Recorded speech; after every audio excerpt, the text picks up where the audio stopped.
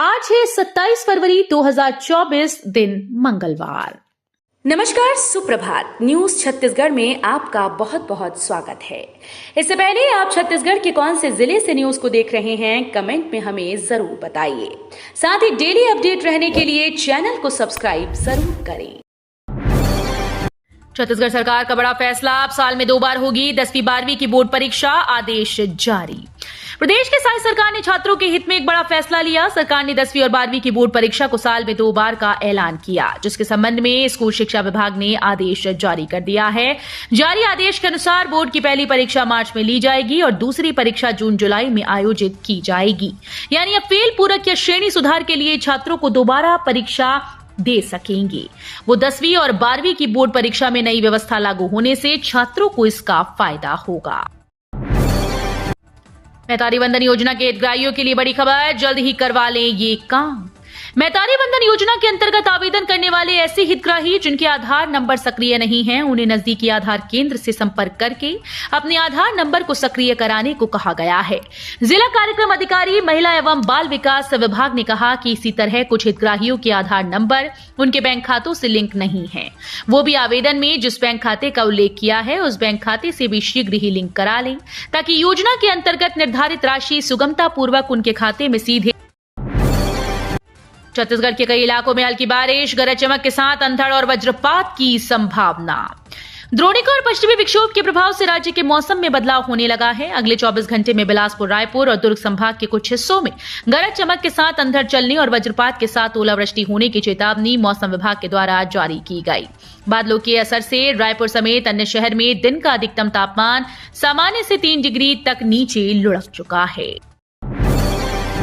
छत्तीसगढ़ के कैंसर मरीजों के लिए राहत भरी खबर, अब प्रदेश में ही मिलेगा इलाज। छत्तीसगढ़ के लोगों के लिए एक अच्छी खबर आई है। प्रदेश की राजधानी रायपुर में वीवाई साइरिसा कैंसर केयर सेंटर खुल गया है, जिसका उद्घाटन खुद मुख्यमंत्री विष्णुदेव साय ने किया। रायपुर के कमल विहार में यह कैंसर केयर सेंटर स्थित है। ये कैंसर केयर सेंटर वीवाई अस्पताल और साइरिसा हेल्थ केयर संस्था का संयुक्त प्रोजेक्ट है। रोजगार सहायक ने जॉब कार्ड से नाम कर दिया गायब, स्वीकृति के बाद भी नहीं मिल रही राशि। कलेक्टर अवनीश शरण ने सोमवार को जिला कार्यालय में आयोजित साप्ताहिक जनदर्शन में पहुंचे ग्रामीणों और आमजनों से मुलाकात कर उनकी समस्याएं सुनी और संबंधित अधिकारियों को जल्द निराकरण के निर्देश दिए।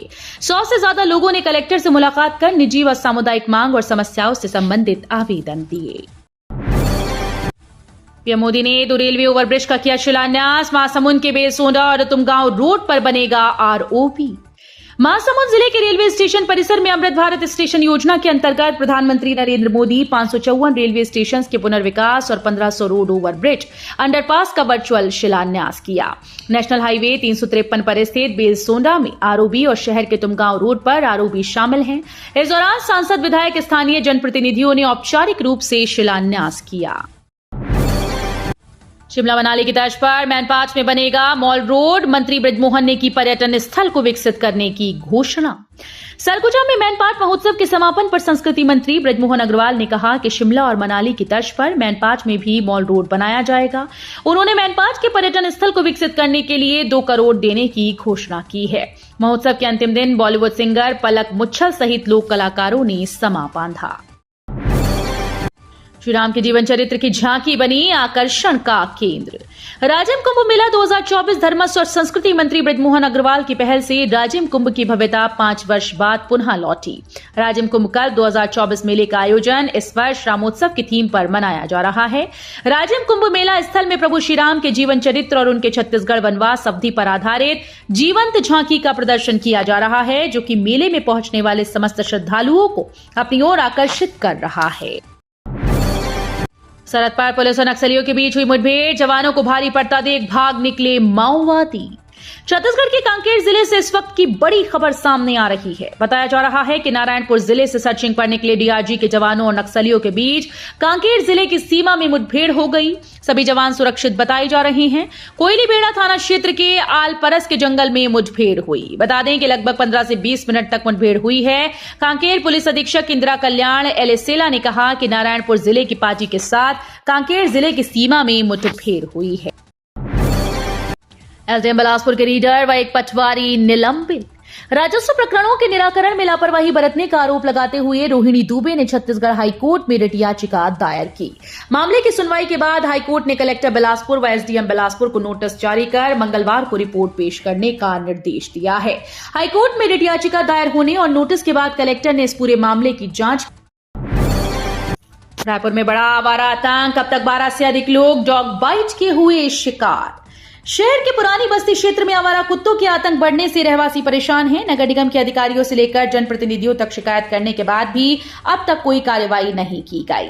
पुरानी बस्ती के ब्रह्मपारा के रहवासियों का आरोप है कि निगम प्रशासन को लोगों की जान की परवाह नहीं है। कुत्तों का आतंक लगातार बढ़ रहा है। राह चलते लोगों को रोज काट कर घायल कर रहे हैं। 3 जनवरी को निगम आयुक्त और जोन के 4 के आयुक्त। केंद्र में कांग्रेस सरकार बनते ही अग्निवीर योजना होगी बंद।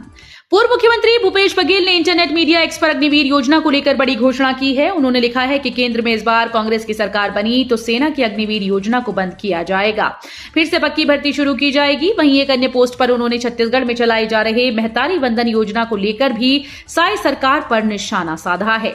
उन्होंने लिखा कि गारंटी गायब है। पहले तो जब चुनाव से पूर्व फॉर्म भरवा लिए थे तो दोबारा फॉर्म क्यों भरवाए।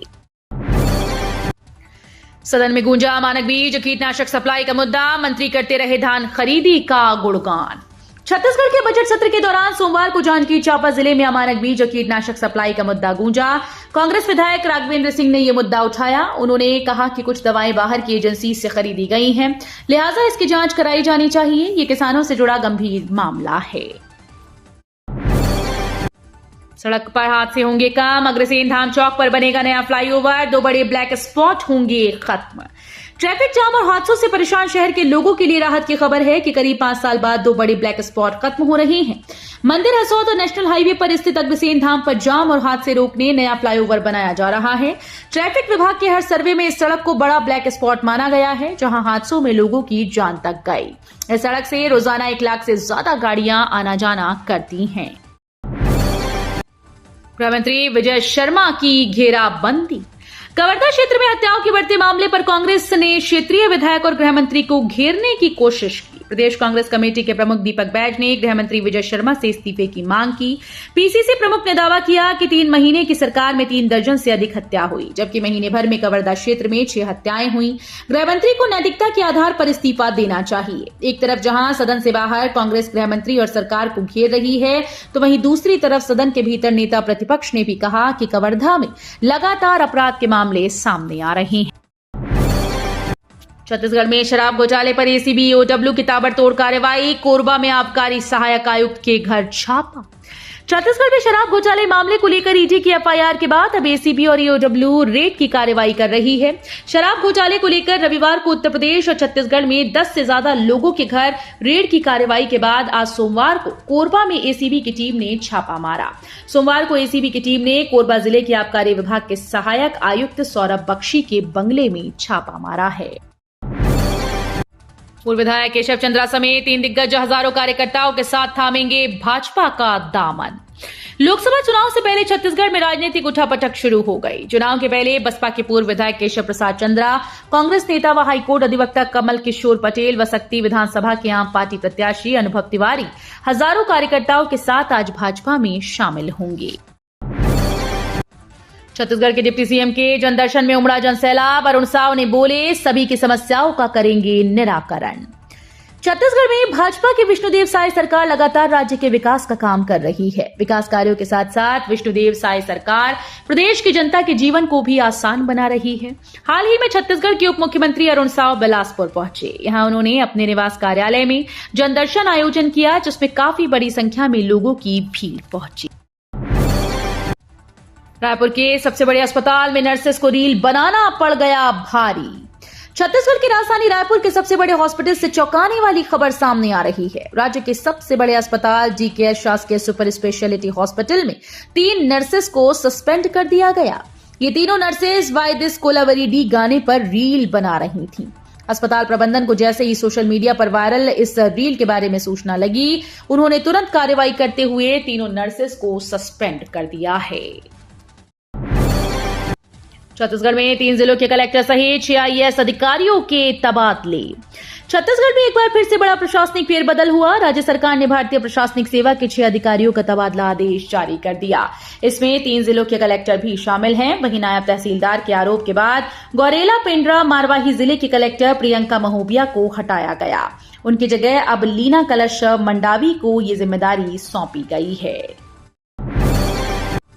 न्योता भोज में आज शामिल होंगे कलेक्टर। जन्मदिन श्रम आयुक्त पर दे रही बच्चों को भोज।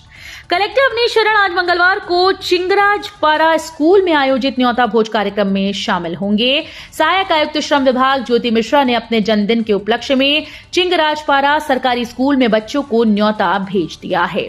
बच्चों को नियमित मध्याह्न भोजन के साथ पौष्टिक खीर, पूरी व फल परोसे जाएंगे। कलेक्टर ने सोमवार को टीएल की बैठक में योजना की जानकारी देकर जनप्रतिनिधियों और सामाजिक लोगों से भी इस योजना में सहभागी बनने का आह्वान किया। छत्तीसगढ़ विधानसभा में नेता प्रतिपक्ष ने कहा, जातियों की मात्रा त्रुटि के कारण नहीं मिल रहा सर्टिफिकेट। छत्तीसगढ़ विधानसभा बजट सत्र के 15वें दिन की कार्यवाही शुरू हो गई है। कांग्रेस विधायक संगीता सिन्हा ने अरहर, उड़द, मूंग और अन्य दलहन फसलों के लिए केंद्र की जानकारी मांगी। कृषि मंत्री की जगह ब्रजमोहन अग्रवाल ने जवाब दिया कि जो रविशंकर विश्वविद्यालय के इस विभाग के 80% छात्र फेल, छात्रों का फूटा गुस्सा।